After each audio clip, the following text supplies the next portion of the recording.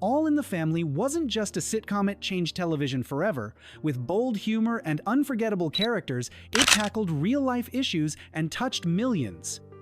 But behind the laughter were real people, each with their own joys and heartbreaks. In this video, we honor the beloved cast members who've passed, one celebrating their lives, their struggles, and the powerful legacy they left behind. Carroll O'Connor wasn't just Archie Bunker, he embodied the soul of All in the Family. His portrayal of the gruff, bigoted yet oddly endearing father earned him 4 Emmy Awards and redefined what it meant to play the American dad. But behind the laughter was a man scarred by personal tragedy. In 1995, Carroll discovered the body of his adopted son, Hugh O'Connor, who had died of a drug overdose shortly after a final goodbye call. The heartbreak was profound, yet he channeled his grief into purpose, becoming a tireless advocate against drug abuse, even lobbying Congress for the Hugh O'Connor Memorial Law. Carroll worked until his final years, writing under the name Matt Harris and recording Christmas music with country stars. He died in 2001 at age 76 due to complications from diabetes, mourned not just as a great actor, but as a father who turned pain into change. Jean Stapleton brought Edith Bunker to life with warmth, naivety, and unwavering kindness. Her performance won her 3 Emmys and 2 Golden Globes, but the real Jean was far from the soft-spoken housewife. Fiercely private and intellectually sharp, she turned down high-profile roles like Jessica Fletcher in Murder, She Wrote. Her husband, director William Putch, died of a heart attack in 1983 while directing her in a play. Despite her heartbreak, she took the stage that very night, determined not to let the show collapse. Jean spent her later years out of the spotlight, only returning once at age 79 for a final stage reading. When she passed away in 2013 at age 90, she left behind not only a legacy of laughter but of dignity, discipline, and quiet resilience.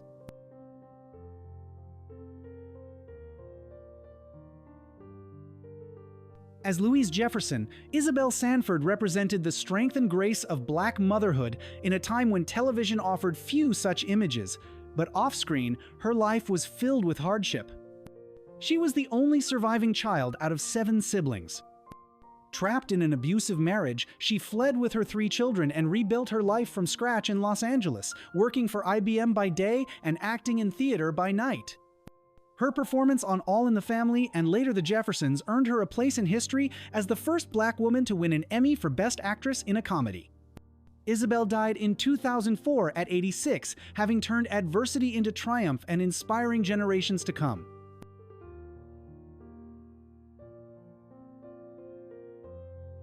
Sherman Hemsley burst onto the screen with electric charisma and fiery humor as George Jefferson, becoming a cultural icon in both All in the Family and The Jeffersons. Yet privately, Sherman was a deeply introverted man who never married, had no children, and avoided questions about his personal life, including his sexuality.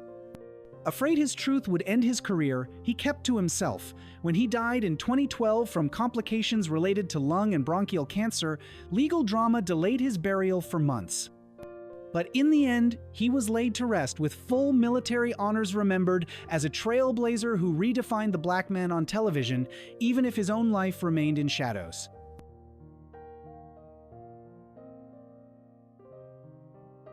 As Irene Lorenzo, Betty Garrett was a trailblazing character, a woman who fixed her own plumbing, challenged Archie's sexism, and held her own in every debate. Her performance earned her a Golden Globe and admiration from a generation of women, but Betty's real-life story was even more remarkable. A former Communist Party member, she was blacklisted during the McCarthy era after her husband, actor Larry Parks, was forced to testify before the House Un-American Activities Committee. Their Hollywood careers stalled, yet Betty rebuilt hers from the ground up. She remained married until Larry's death in 1975 and passed away in 2011 at age 91. Garrett's strength was legendary, a woman who fought to have a voice and gave one to others along the way.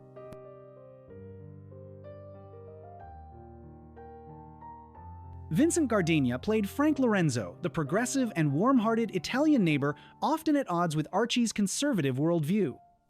Gardinia's performance struck a delicate balance between humor and quiet introspection, giving depth to a role that could have been one-dimensional. Off-screen, he was a respected actor with 2 Oscar nominations for Bang the Drum, Slowly, and Moonstruck. But he was also a deeply private man who never married and often expressed a sense of being emotionally isolated, even at the height of his fame. In 1992, while performing in a play in Philadelphia, Gardinia died unexpectedly in his hotel room, dressed and holding the phone. His sudden passing stunned the industry. A Brooklyn street now bears his name, honoring a performer who gave everything but never asked for the spotlight. Mel Stewart's Henry Jefferson, George's older brother, brought intellectual fire and grounded wisdom to All in the Family. Though he only appeared in 7 episodes, his sharp delivery and pointed commentary made a powerful impression. Yet, Mel's talents extended far beyond acting. He was a university professor, a stage director, a black belt in Aikido, and a mentor to none other than Danny Glover. But Hollywood rarely gave him roles worthy of his range. After years of being typecast and overlooked, Mel died of Alzheimer's in 2002. By the end, he had forgotten his own performances. Still, his influence as an educator and pioneer in black entertainment remains, whispered through the careers he helped launch. Mike Evans was only 21 when he made history as the first recurring black character in a major sitcom.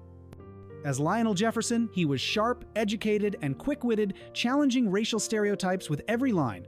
Off-screen, Mike co-created Good Times, another pioneering black sitcom. But fame didn't shield him from life's cruelty, was diagnosed with throat cancer in the early 2000s and faded quietly from the public eye, passing away in 2006 at age 57. He never legally married, had 2 daughters, and lived a simple, almost invisible life in his final years. His story is a reminder that even history makers can be forgotten too soon. Alan Melvin brought charm and everyman humor to his role as Barney Hefner, Archie Bunker's drinking buddy and loyal neighbor. Though he appeared in just around 20 episodes, his scenes felt like classic American Otwo friends at a bar, wrestling with life, change, and the world around them. Melvin was more than just a sitcom sidekick. He had a rich television legacy, from Gomer Pyle, USMC to the Brady Bunch, and voiced beloved cartoon characters like Bluto and Magilla Gorilla. Despite a long career, Melvin avoided the limelight, choosing to quietly battle cancer in his final years. He died in 2008 at 84, leaving behind a devoted wife of over 50 years and a legacy of laughter in the quiet corners of American television. As Harry Snowden, the kindly bartender of Archie's Place, Jason Wingreen was a calm presence amid chaos. But his resume extended far beyond sitcoms, voiced the original Boba Fett in Star Wars, and had roles in Seinfeld, Star Trek, and The Twilight Zone. Still, by the end of his life, Jason confessed to feeling forgotten by Hollywood. After retiring to care for his ailing wife, Gloria, Jason lived quietly with his son and grandchildren. He passed away on Christmas Day, 2015, at age 95. His life was proof that true talent doesn't always seek applause, it simply serves.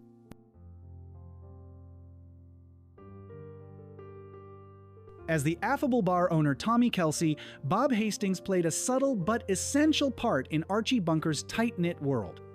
While his screen time may have been limited, Hastings' presence gave depth and familiarity to the show's working-class landscape. Before All in the Family, Bob was already a household name to radio fans, having started his career in the 1940s as the voice of Archie Andrews in the original radio adaptation of the comic series. He seamlessly transitioned to television in the 1950s and became a fixture in American living rooms through roles in McHale's Navy, Dennis the Menace, and voice work for Batman, the animated series, where he memorably portrayed Commissioner Gordon. Hastings was known in the industry as a consummate professional, punctual, modest, and unfailingly kind. Fellow actors often remarked that he could walk into a scene, say 2 lines, and somehow make them unforgettable. Despite never becoming a leading man, Bob built a career out of being the guy who held scenes together, the glue in ensemble casts. In his later years, he faced a quiet battle with prostate cancer, supported by his wife Joan and their children. When he passed away in 2014 at the age of 89, it was the end of a long and steady journey in entertainment.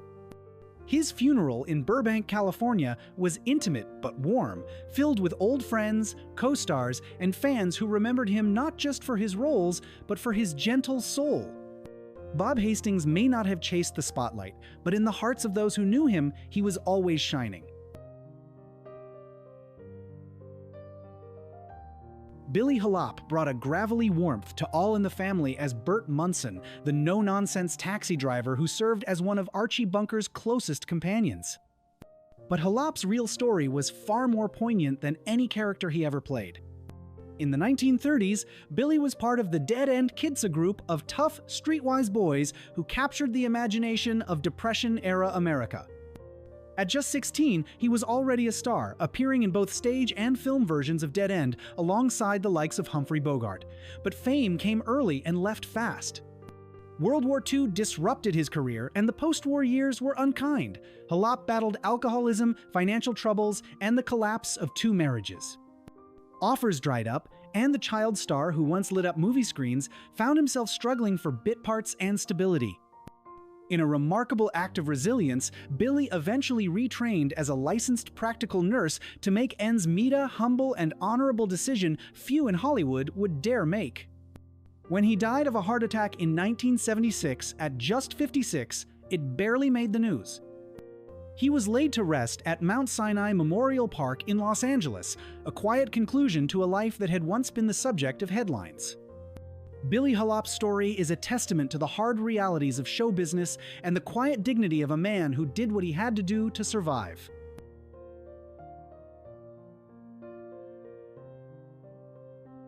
Few actors have ever started their careers as Lator made them as memorable as Bert Mustin. He first appeared on television at the age of 67 and quickly became one of the most endearing elder statesmen of sitcoms. In All in the Family, he played Justin Quigley, a sweet and slightly daffy neighbor whose stories and smile brought gentle levity to the show's otherwise heavy themes. Mustin's previous life was far from Hollywood. A graduate of the University of Pittsburgh, he spent decades working as a salesman and engineer, content with a quiet life far from the camera. But after retirement, he decided to pursue acting just for fun. What followed was nothing short of extraordinary. Over the next 2 decades, he appeared in more than 150 films and television episodes, including Leave It to Beaver, Dragnet, and The Andy Griffith Show, winning the hearts of generations of viewers.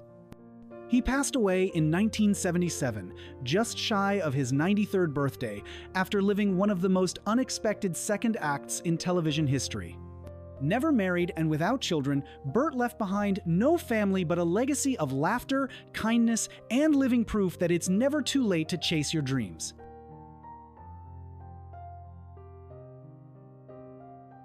With a name like Boom Boom Turner, it's no surprise that Gloria Loy turned heads the moment she walked into a scene.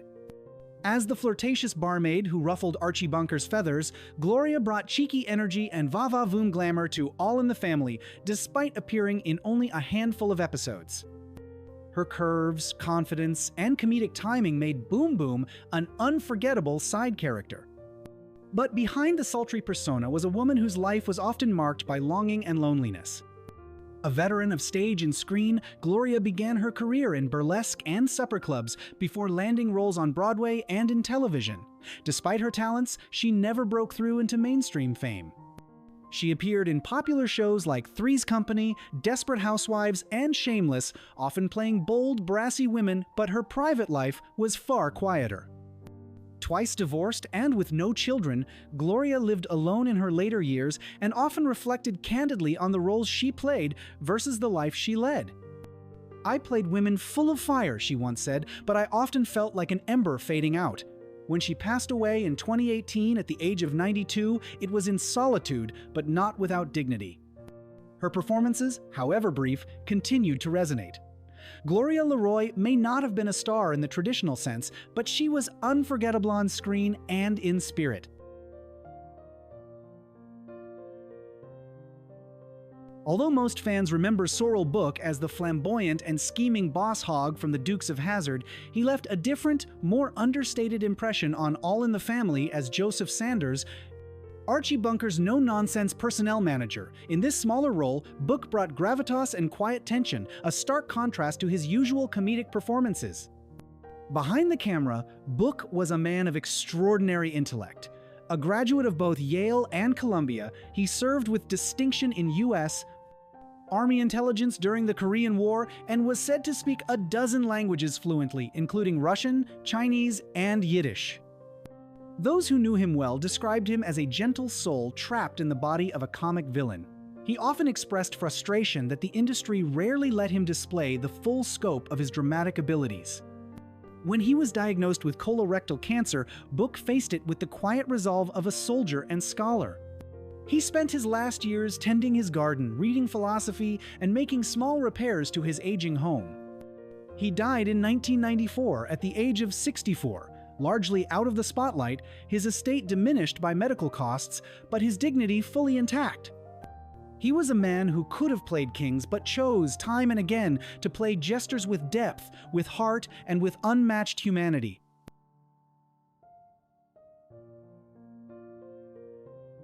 As Hank Pivnick, Danny Dayton added a familiar dose of barstool sarcasm and blue-collar honesty to All in the Family. A solid character actor with a gift for dry delivery, Dayton embodied the kind of working man who both challenged and mirrored Archie's worldview. But Dayton's own life was filled with deeper contrasts. Born Daniel David Seagal, he got his start as a nightclub comic before serving in the USO during World War II, entertaining troops overseas. After the war, he transitioned into acting and directing, with a career that spanned everything from The Twilight Zone to The Love Boat. However, a horrific accident in 1960, when a car he was driving was involved in the death of a young girl, cast a long shadow over the rest of his life. Though never criminally charged, Dayton carried the emotional weight of that tragedy for decades.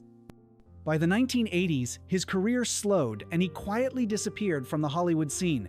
He died in 1999 of complications from emphysema at age 75. He left behind 4 children and a lifetime of nuanced performances. His legacy is bittersweet, a career touched by laughter, pain, and perseverance, and a man who never stopped trying to atone.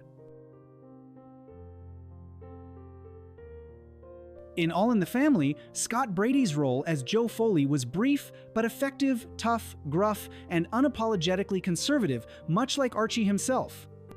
It was a character that suited Brady, who was once pegged as a rugged Hollywood leading man in a slew of post-war westerns and crime thrillers. Born Gerard Kenneth Tierney, Brady's rise in the late 1940s was fast and promising. With matinee idol looks and a steely stare, he starred alongside giants like Joan Crawford and Barbara Stanwyck. But behind the camera, he struggled with a gambling addiction and a rebellious streak. Legal troubles, including arrests and lawsuits, followed him throughout the 1950s. Studios grew wary, and the offers dried up. Though he found modest success in television in his later years, the roles never matched the promise of his early career. He died of respiratory failure in 1985 at just 60 years old, largely forgotten by the industry that once championed him. His funeral was small, a quiet affair for a man who once lit up the silver screen. Brady's life became a cautionary tale of how fame can be dazzling and fleeting, and how one wrong turn in Hollywood can mean a lifetime of trying to find your way back.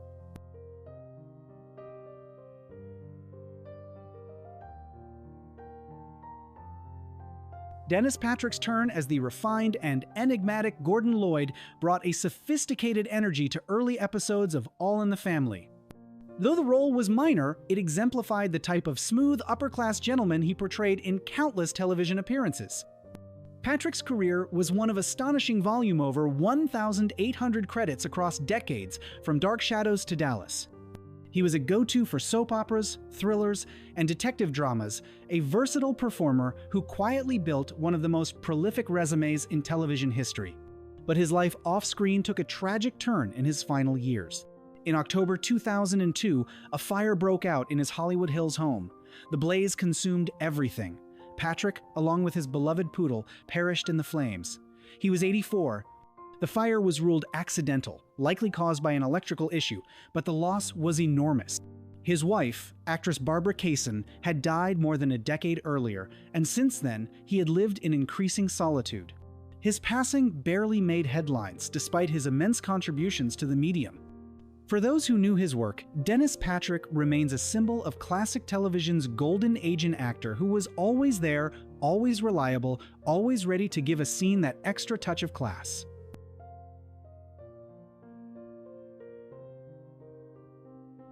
As Father John Majeski, Barnard Hughes brought warmth, intelligence, and moral complexity to All in the Family. In Scenes with Archie, he played the patient spiritual guide, gently challenging bigotry without condescension. It was a role perfectly suited to Hughes' thoughtful, deeply human acting style.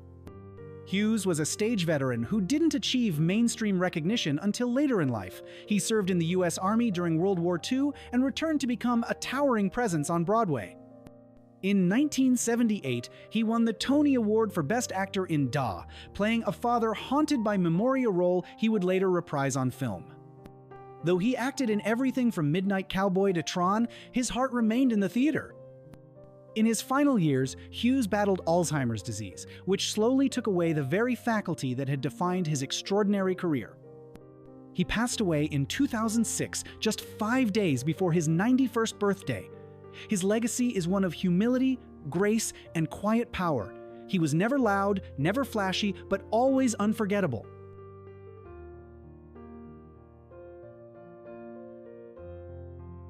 Bea Arthur's arrival as Maud Finlay was like a thunderclap sharp, commanding, impossible to ignore.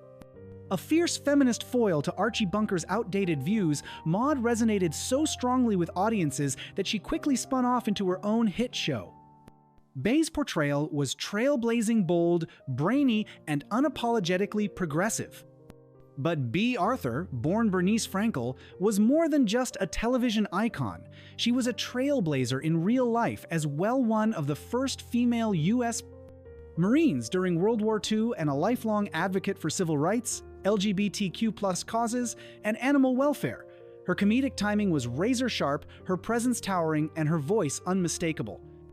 Yet, despite her fierce public persona, Arthur was intensely private. She often struggled with depression and the pressure of being typecast, yearning to be seen beyond her sarcastic on-screen image. In her later years, she continued to support causes close to her heart, even donating millions to help homeless LGBTQ+ youth in New York. When she died of lung cancer in 2009 at age 86, Broadway dimmed its lights in her memory. Her ashes were scattered at sea-fitting for a woman who defied convention, loved deeply, and left behind a legacy as fearless and uncontainable as the ocean itself.